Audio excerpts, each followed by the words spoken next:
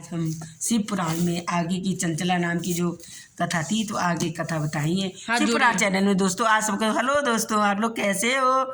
शिव पुराण channel में आप सबका सब बोलो शिव पुराण शंकर पार्वती माता की जय। हाथ जोड़ के खोलिएगा।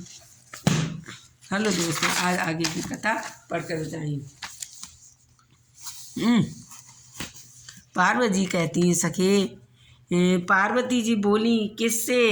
सखी चंचले सुंदरी मैं तुम्हारी की हुई स्तुति से बहुत प्रसन्न हुई। बोली क्या बर मांगती हो, तुम्हारे जी लिए कुछ भी अदय नहीं है। चंचला बोली कि निष्पाप गिरिराज कुमारी, मैं मेरे पति बदुंग इस समय कहाँ हैं, उनकी कैसी गति हुई है, मैं ये नहीं जानती। कल्याणकारी दीन वत्सले, मैं अपने उन पतिदेव से किस प्रकार संयुक्त हो सकूं, वैसा ही उपाय कीजिए। महेश्वरी महादेवी और हे पार्वती माता, मेरे पति एक शूद्र जातीय वैश्या के प्रति आसक्त थे। जो चंचला नाम के पति थे वो वैश्या में लगे रहते थे और पाप में ही डूबे रहते थे। इसकी मृत्यु मुझसे पहले ही हो गई थी, इसलिए न जाने किस गति को प्राप्त हुए हैं। गिरिराज मतलब पार्वती माता बोली, बेटी तुम्हारा बंदने नाम वाला पति बड़ा पापी था, उसका अंतःकरण बड़ा हो दूषित था। वैश्या उपभोग करने वाले मूढ़ा होड़ मरने के बाद नरक में पड़ा।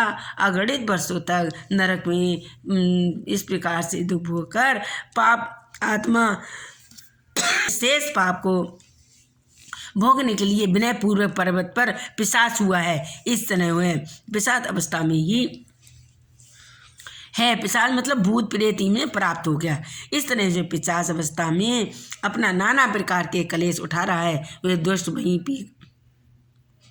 वायु पी कर रहता है और सब प्रकार से कष्ट सहता है।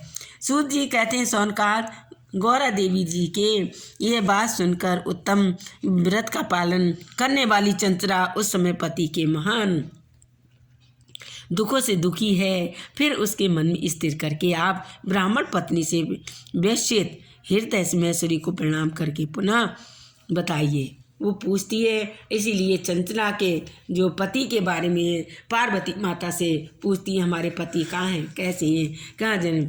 तो उन्होंने कहा एक वैश्या के व्रत। जब पार्वती माता बोली कि वैश्या के व्रत में आसक्त रहता है, इसी से उसको वो दुखी रहता है, पिशाच योनि में रहता है, जन्म लेगा।